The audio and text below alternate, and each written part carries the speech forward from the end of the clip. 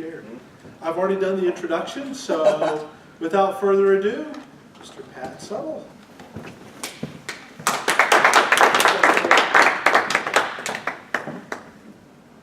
Good morning, everyone. Good morning, Pat. Thank you, Dr. Paul, Ms. Sandra, class, and fellow guests.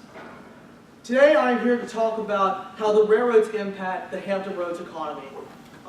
The container business that is in this area is very vital, and we have two really good railroads that help us do that. And let's go ahead and take a dive in to see how the railroads work in this area. What do the railroads do? Railroads carry large amounts of merchandise and raw materials from state to state and coast to coast. The railroad that really sparked this was the completion of the Transcontinental Railroad, which was completed on May 10, 1869, when the Union Pacific and the Central Pacific met in Promontory, Utah, to drive in the last four spikes. This was a historic event. It now allowed people to travel from coast to coast by rail, and this photo, as you see below, is the most historic photo. And May 10, 1869, today, is National Trade Day, which is the Saturday closest to May 10th, to celebrate this historic event. Questions for you all. I'd like to take a couple of answers here if I could. What type of trains do you all see in your hometowns? I'll take a couple of answers. Metro. Big ones. trains. I heard Metro. Mr. Zepko, what did you say, sir? I said big ones because I'm big into trains. Okay, big ones are right. Metro's a good one too. That serves the DC area. That's Washington DC's metro system. And do you see different types of cars on the trains? Like, right, what type of cars do you guys see on the trains? CSX. Well, that's railroad company. The The types of cars that you see. Open top ones that have stuff that like you can see coming out the top. Okay, you've hooked on to one. I'll take one more. Commuter cars. Commuter cars is a no one. That's the passenger side. But Mr. Zepko hit a good one there, and then we're going to head on that one in just a minute or two. Types of freight cars we see. And Mr. Zepko mentioned the first one, which is a coal hopper or an open top hopper, as in the railroad book. We have boxcars, refrigerated cars known as reefers, covered hoppers, which haul grain. I'll talk about that in a minute. Gondolas, tank cars, container cars, flat cars, automobile cars, bulkhead flat cars, and of course the caboose. Let's take a dive and see what it's all about. What pulls the train? Big engines like this, like NS 1072 here. They have about 4,000 horsepower, and they weigh approximately 500,000 pounds. It has 6 axles, so it's 12 wheels, and these will pull a lot of train on 1 single gallon of fuel. This is a very, very interesting locomotive here. Then this shot I actually took, by the way, about 5 minutes from my house. Boxcars and reefers. Two of the most common that you would see on a mixed freight train. We have a boxcar here on top, which is used to carry general merchandise that needs to be kept dry, like paper, televisions, and automotive parts, and even farm parts as well.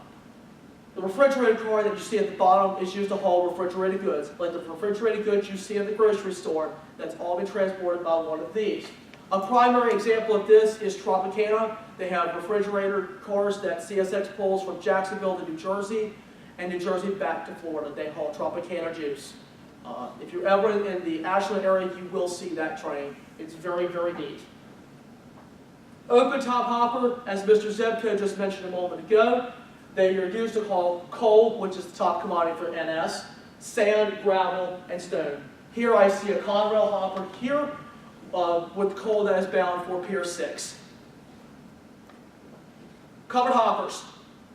Covered hoppers, like I said before, these are cars that are designed to keep the grains dry from the weather. They are used to haul different types of grain, sugar, and fertilizer. As you can see, this is a family line system car patched Seaboard Coastline, both of which are CSX predecessors. I saw this over the summer going north to New York. Gondolas. There are a couple different types of gondolas. In the general term, it is used to carry exposed loads, like steel coils and long pieces of pipe. They have removable sides, like the one here above, that can be lifted off for easy loading and unloading. Another type of gondola is a ballast gondola. This one is a CSX one here. It's loaded with ballast that's going to be laid. This one is an automatic side dump car, which means it gets its electrical power from the locomotive, and by command, he will dump the car on the side, and then from there, the ballast spreader will go by and spread the roadbed. I never saw this car in operation, but I've heard that it's a really neat operation to see. Tank cars. You see a lot of these too on mixed freight trains. Most of the people think they haul flammable liquids, and they do. They haul gasoline, propane, diesel fuel, and petroleum gas. Some tank cars will have a little identification placard to tell you if it has hazardous chemicals. Right here in the bottom right-hand corner is a little plate right there that will tell whenever this car goes into the yard, what's in it. Like 1993 is diesel, 1987 is regular gasoline that is used to fuel your car. Flat cars. Flat cars carry wide and oversized loads, like new sections of track above and trash dumpsters, export locomotives, and also tractors and Caterpillar equipment. As you can see, I caught this on CSX train ID Q410, carrying trash and new sections of track up to New York. And the photo was taken in Petersburg over the summer. Right in the Petersburg area, there is a there's a landfill that the containers come in and out of. Transporting trash by train is a big deal. As you can see on the new sections of track, they're concrete ties, which is a new tie now. They've been using those because they last, I think, about 25 years, whereas a regular standard wood tie would last about 10 years. Container cars. Most people think, what is a container haul? What does a container car carry? Well, it says it right in the title. It is used to haul containers that you see going in and out of Norfolk International Terminal, where y'all visited the other day, and same with Portsmouth. They are used to transport containers from coast to coast, with up to three containers in each car, known as a triple stack. Since the containers are stacked on top of each other, each of the corners of those containers are held together by a pin to keep the containers from falling off. A spine car. A lot of people think, what is a spine car? It is a different type of container car that hauls containers and piggyback trailers. In the rail fans world, we call a spine car because there is a center beam that is in between the car. Like the spine in your back goes right down the middle of your back. That's the way we remember it. If there is a peg on the end, that means it can haul truck trailers. If it's just flat, it can haul a container car.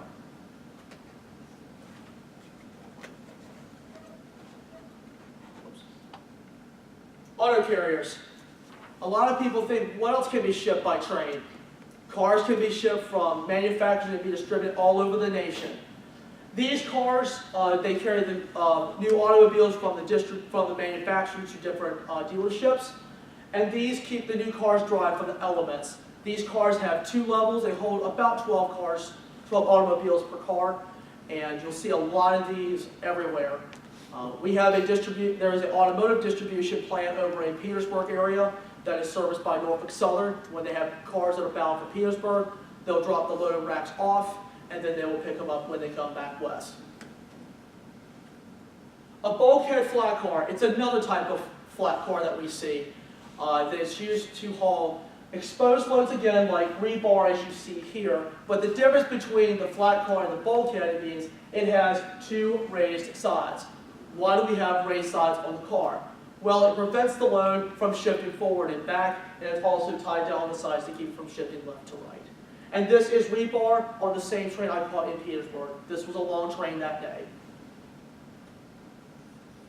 The caboose. Before I get to the caboose, a common question is, have the railroads changed? Yes, the railroads have changed, but they haven't changed that much. But one car you don't see anymore is the little caboose. The caboose was the last car of every single freight train. It housed 2 people in there to inspect the train from the back end. And now with the improvements of technology, these jobs have been done away with, and they've been using defect detectors, which I will talk about in just a few minutes. Here I make a small little video about it. I shifted to part 2 where you guys can see the inside of the caboose. And I did this about last weekend. All right, everyone, we are now inside this Norfolk and Western caboose that's on display here at the Southern train station. As you can see, this is where the crew used to be. Right here is where one of the men would actually do their paperwork. They used to be on this desk, and they put it right here in this drop box. And of course, we have a furnace to keep them warm in the wintertime. The head, of course, and a nice refrigerator. That's where they used to keep everything cold. You got stoves to cook the food, and of course, sink to wash their hands. This was like the home away from home, hotel on wheels. As you can see, this is where they would sit, and the purpose of this window, we'll sit out here so you guys can take a look. This is a bay window caboose, which means the window is on the side of the car. And from this angle, you can actually see the whole train from this side of the caboose and inspecting that side for hot axles, which means a wheel that's not turning or something else that may fall, may break. So this is the view that he got. And on the other side, it's the same thing. And of course, you have another man do the same thing. So this took the place of 2 or 3 jobs, and technology has taken over that. And that's why you don't see cabooses on long distance freight trains anymore. But now for local freight trains, you still see a caboose from time to time. Now if we come out here, I'm going to walk down for a minute. Now here is the coupler of the train. This is a coupler. This is what joins the cars and the locomotives together. This is a big knuckle coupler. And right here is the most important. It's the most important hose on the whole train. This is the air hose. This is the air hose here. What it does is it hooks together after the cars are hooked together. The brake will hook it up to the engine or however it's going to be moved. And the locomotive has an air compressor. And when he releases his brakes, the air flows from the locomotive and all the freight cars, including the caboose. So if this air hose is not connected, that car's not going to get the air pressure, it's not going to give the command to stop. So here's the deck right here, where you look out onto the train. And also up here they have holes where the flags would go in case the train had to stop. There's a blue flag under the blue flag protection, which means somebody is under the train working. And here are the facts on the caboose. I should have done this in my previous part, but this caboose was built in July of 1962 for the Nickel Plate Railroad. And of course, Norfolk and Western bought them out, I think it's 64. The trucks on the caboose were built in February of 62. And this caboose was just recently repainted. And it looks really pretty, so I'm going to give you guys a little bit of coverage of the caboose. It's very, very nice. It's very, very nice.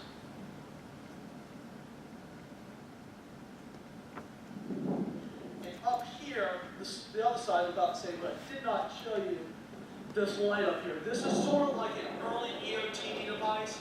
I don't know for sure on that, but that flash would just tell you there's the back of the train in case somebody else was behind it and you would have to slow down or whatever. But here, I'll switch to the other side in a minute. This is a brake wheel which manually brakes each car. Sorry for the wind. Stop that one car, but now with the automatic brake system, these aren't needed much anymore, but they're still required on all freight cars. They're still required on all freight cars. Come on down here. As you can clearly see in this video, that the caboose was actually a very huge part of the train, where you had the guys back there inspecting the train from front end to back end to make sure everything was all right. If something was wrong, they had radios they could talk back and forth with the train crew that was up front because they can't see what's behind them. So the guys back there are like, okay, we'll inspect the back end, and they would radio them in case there was a problem. So that's the way all of that worked. It was a really neat, it was just a really cool thing to see one of these cars, but they're not used much anymore. Now, what has the caboose replaced? What has the caboose been replaced? The caboose has been less relied on for the past 40 years. New devices called defect detectors have been installed along the track to find defects. Let's talk about what that all means. What is a defect detector? It says it in the title. The defect detector is a device that is used on the main track to detect for dragging equipment, hot axles, meaning a wheel that does not turn, and the axle count. The railroad started using these in the 1950s, but they did not progress the use of these devices until the 1970s. The days of the Caboose disappeared quickly. To figure out the number of cars based on the axle count that it gives you, just divide the axle number by 4 to give you the total number of cars on the train. Now, a computer program is installed on all of these defect detectors to broadcast like temperature, axle count, milepost number where it's located, hot axles, the length, and the dragging equipment. Here I have a few samples on the defect detectors.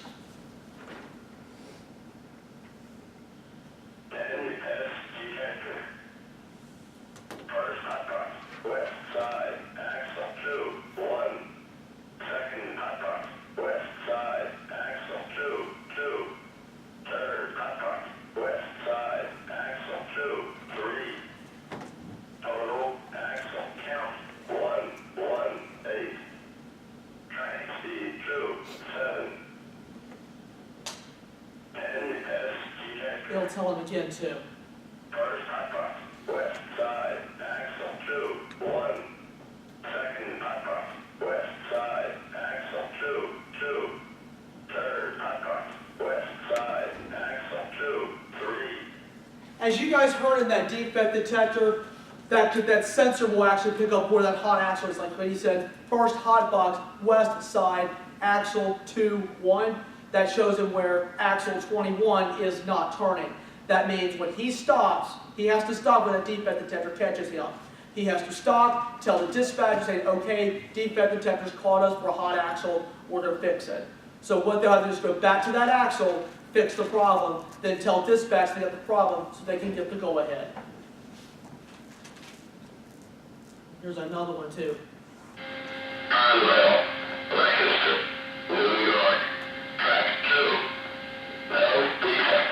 Total axle count 2, 4. Train speed 8, 8. Over. That defect detector told an Amtrak train that he was good by the defect detector. That means he can just go ahead. And here's one more. This is one of the newer ones. Norfolk Southern, milepost 79.9, back to no defects. That's a different computer system than what CSX uses. This is the most current Norfolk Southern computer program. It just tells him where it is and if he has no defects and on the track that he's on.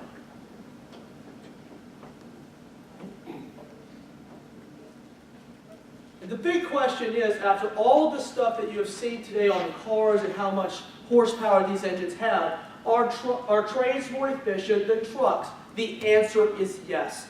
Because the railroads can pull more cargo from point A to point B on a single gallon of fuel. This is in a very efficient mode. Whereas for trucks, you have more congestion on the highway. The railroads are trying to take them off, which means it's cleaner air and also means it burns less fuel. What are the railroads that serve Hampton Roads? We have 5. We're going to start with the freight companies. We have Norfolk Southern, of course, CSX, Amtrak, which is the passenger rail service. We'll get to that in a few minutes. And also 2 short lines that serve in the area, the Commonwealth Railway and the Norfolk Portsmouth Beltline. Let's take a look at all 5. The first one, Norfolk Southern. Based right here in Norfolk, that serves 22 different states, to name a few, including Virginia, North Carolina, Georgia, Ohio, Indiana, Illinois, Alabama, and Pennsylvania, and also part of Canada. They carry commodities including coal, containers, ethanol products, grain, and even export locomotives from time to time. Coal is the top commodity for the company, and coal gets exported to foreign countries at Lambert's Point, which is known as Pier 6. And here I catch an empty hopper run in Suffolk that's going back to Wellard, Virginia, which is on the western part of the state, is where a lot of the coal comes from. More on Norfolk Southern, the containers are the number 2 commodity, and all the containers bound for Norfolk come from Chicago, Illinois, Louisville, Kentucky, Columbus, Ohio, and even some from Harrisburg, Pennsylvania. Here I catch train ID 23G with NS 1111 leading, and as you can see, he's got the auto racks that were bound for Petersburg, with containers behind him that were bound for NIT. CSX. CSX is the second Class 1 railroad that serves Hampton Roads, based now in Jacksonville. And fun fact is they used to be headquartered in Richmond, but a majority of their operations is now in Jacksonville. And they serve Virginia, Ohio, Illinois, North Carolina, Florida, South Carolina, Maryland, and New York. Containers are the top commodity for the company, coal is the second, and the containers that are inbound to Portsmouth, they come in from Chicago, Illinois, and Columbus, Ohio. Here I see a local train, ID F767, which is a transfer job that works between Portsmouth and Suffolk back to Portsmouth. As you can see here, I got him going in reverse. And this location was about 3 minutes from my house. Our short line railroads. We talked all about Class 1 railroads today, but what is a short line railroad? A short line railroad is a smaller railroad identified as a Class 3 railroad, which is a very small railroad that only distributes the cargo that is brought in from all of our major companies. And we have two. We have the Commonwealth Railway and the Norfolk Portsmouth Beltline that interchange with both CSX and NS. The Commonwealth Railway.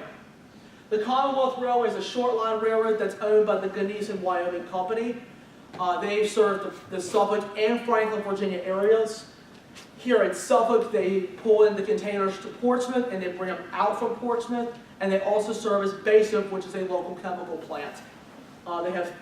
In this picture, I have 3 of the locomotives that are on the roster. We have the 517, built for the Santa Fe, the 444, which I believe was an old Seaboard engine, and this one here, one of their new 2091, that was built for the Santa Fe.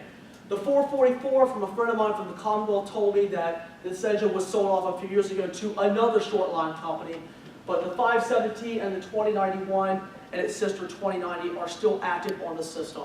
They do containers and ethanol in this division. Now for the Franklin division, they service international paper.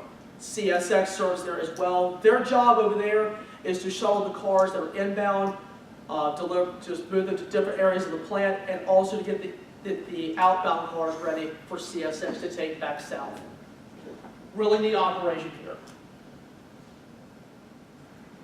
The Norfolk Portsmouth Beltline. The Norfolk Portsmouth Beltline has been around a long time. They're based over in South Norfolk. They've downsized over time. They have 2 engines on their roster, 5259 to my left and 5260, and that is their heritage paint scheme. This was the early paint scheme in about the 60s and 70s. What they do is they handle grain, which is their biggest business, and they also do some ethanol and other mixed freight. Very small operation. Norfolk Southern owns a majority of the company, and they do all of their repairs and also do their 90-day inspections. And 52, 59, and 5260 are known as the Beltline sisters to rail fans. Amtrak. Everybody knows what Amtrak is. That's our passenger railroad that serves the nation. It was founded by the U.S. government in 1971 to relieve all Class 1 freight companies from passenger service. Back then, all the railroads had passenger and freight service. By the turn of the 70s, the interstate highway system was developed, and more people were traveling by plane instead of rail. The railroads were hurting. So the government stepped in and found several companies that were in trouble, and they decided to consolidate them all and form Amtrak. Name a few companies that were in passenger service: Union Pacific, the Santa Fe, and the Southern Pacific, the railroads out west, but they were all in passenger service at one time. And here I catch Amtrak train, ID'd Amtrak 02E as he glides through Suffolk, going to the Norfolk Amtrak station in Harbor Park. And that station was built in 2012. Let's talk about ports for a minute. What are our major ports? We have 4. And when I took the class, we learned all about Norfolk International Terminal, Virginia Portsmouth Marine Terminal, the Virginia International Gateway, and the Virginia Inland Port. Norfolk International Terminal, I understand you all went there the other day. This is where all the Norfolk Southern trains go in. All the trains that come in, they go right to NIT by a local crew that takes them in. As you can see here in the picture, we have trucks moving in and out of the terminal with truck trailer chassis that are all stacked up ready for the next run. And the big crates right there, they unload the ships and they put them all in the port. And on the other side, the picture doesn't show it, but on the other side, they've got container cars lined up, waiting for the cranes to pick them up and to drop them back in for outbound. And these cranes are called MyJack cranes. They're specifically designed for container transport. When I went last year, it was a really neat show to watch to see how the ships and the trucks and the trains all work together. Really interesting place. Right across the water, as y'all probably saw at NIT, is PMT, known as Portsmouth Marine Terminal. This is where all the CSX trains go. Norfolk Southern has access to the terminal with an agreement with CSX because they have a majority of the business. It is their port. All those stair-stack trains go there, and of course, there's some of the cranes that are used to unload the ships. The Virginia International Gateway, that is part of the Portsmouth Marine Terminal, it's just another area of the terminal where they just unload and load the containers on ships, trucks, and trains. And that's a picture of the International Gateway. The Virginia Inland Port, this photo does a really good job of explaining it. The Virginia Inland Port is located 220 miles northwest of Norfolk, which is located in Front Royal, Virginia. As you can see, there's no water on this port. That's why it's called the Inland Port. It's trucks and trains specifically. Norfolk Southern serves this terminal with 5 days, Monday through Friday, rail service between the VIP and the Marine terminals in Hampton roads. And that's just a picture of that. Newport News has a terminal as well, but that is strictly trucks and ship. Now you're probably wondering, what's this next part? These are some of the trains that I have seen. This photo here is one of the trains I caught about a weekend or two ago. One of my friends who works for the Commonwealth messaged me and told me I just brought that train to them. So what you're going to see in this video is the train coming by me, and you're going to see the double stacks this train has. So let me go ahead and fire away. I'm going to kind of fast forward a little bit so we can get where the train is. Here we go. You'll hear us warning that there's two longs, a short and a long. You'll hear that here momentarily.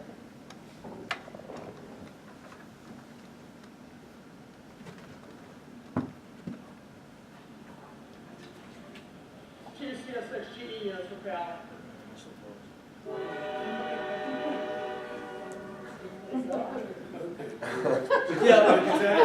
Yeah.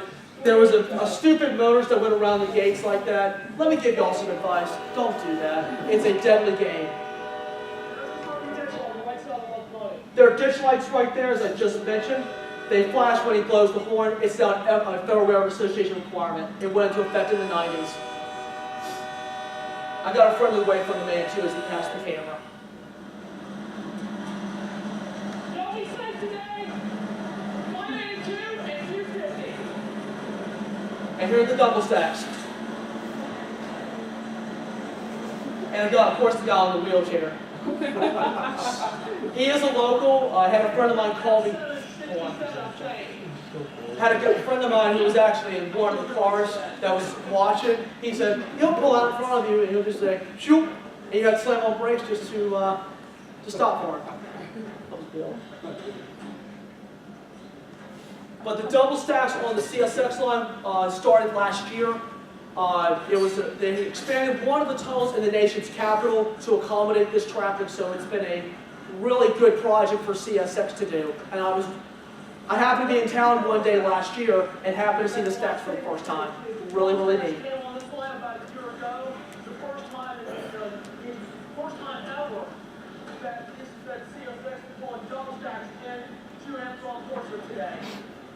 This has been going for about a year. They expanded one of the tunnels in the nation's capital to allow for this type of traffic. So, lots of containers you see on these trains are not American. I had my radio running as well.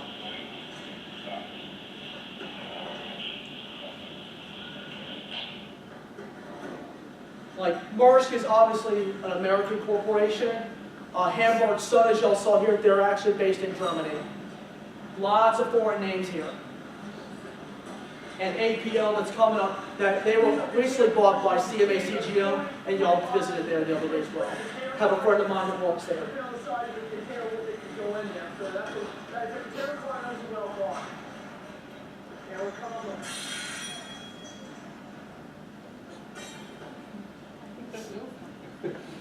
Yeah, he does this for a little bit. It seems like he's getting antsy to get across the other side of the track. And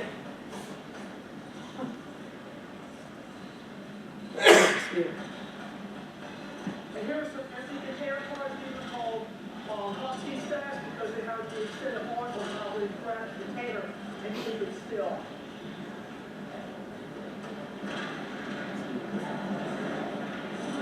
These are all built by Trailer Train Express, known as TTX. They've been building these cars for over 50 years. So here's one for a 53-foot container.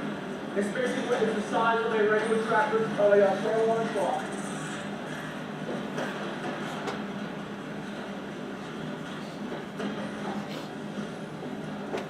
I'm going to stop right here for just a minute to explain a little bit about that train. It's really neat to see these double stacks up here because, as they always say, there's more trucks that are off the highway these days, and it's really, really important when everybody's trying to go green. Now I want to show you guys an NS train I caught a couple of days ago. This is a coal run. They had come out of Weller. Got no heads up on this. So let me go ahead and shift to this one. This one has higher speed.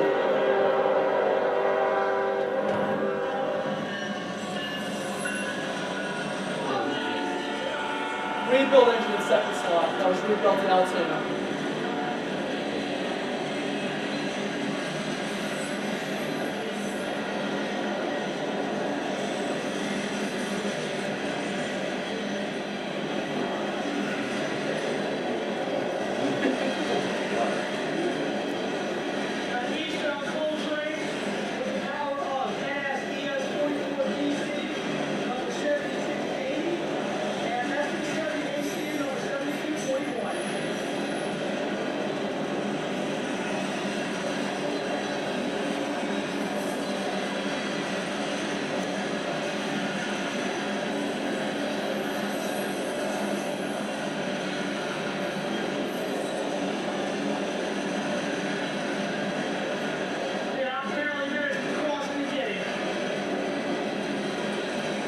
And this train had about 150 cars on it.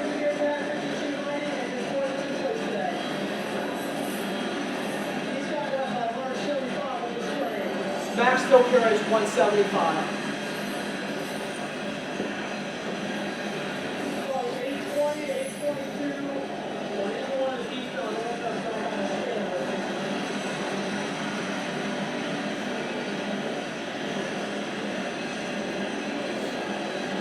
And he was doing every bit of 60 miles an hour through Southern.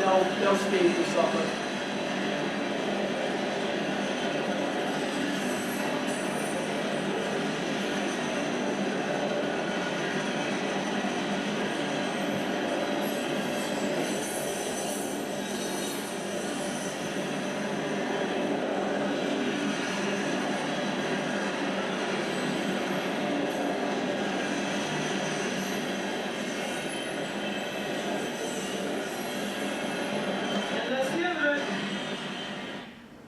As y'all can see there, that coal has been a huge commodity for this area.